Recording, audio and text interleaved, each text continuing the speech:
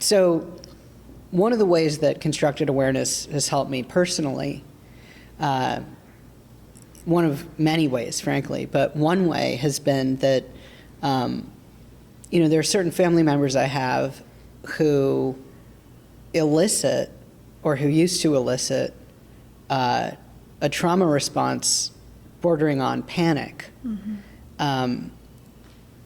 And one of the things I learned from constructed awareness was that an emotion like anxiety is not atomic, which is to say it's actually made up of component parts. And in constructed awareness, everything is said to be made up of thoughts, sensations, and perceptions of the external world. And so one of the things I learned in the training was when something like anxiety arises, you ask yourself, okay, right, anxiety, that's just a label. What literally is happening right now, right? So what are the sensations? What are the thoughts that are arising?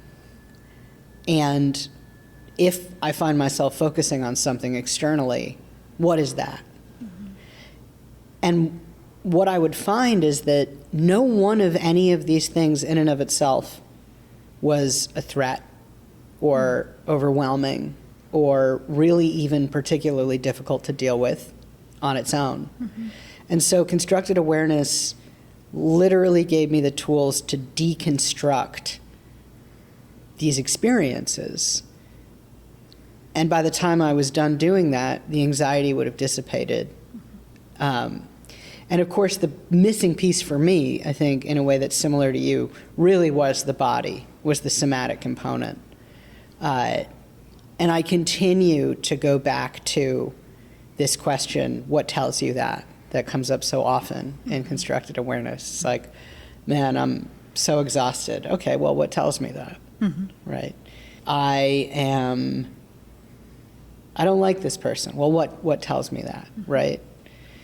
And it radically transforms these experiences, these feelings, and in some ways, most importantly of all, it puts you in a position of agency vis-a-vis how you behave in response to those things.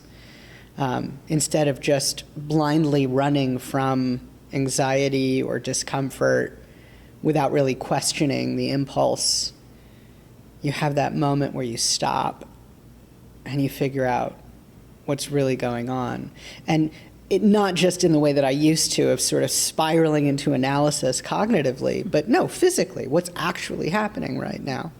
I can't overstate how transformative that tool is. Meanwhile, in terms of my relationship with these family members that I find so difficult, it's nothing like it used to be. That anxiety doesn't arise as often, and when it does, it doesn't change my behavior, and it doesn't last very long, precisely because I take a deep breath and I break it down.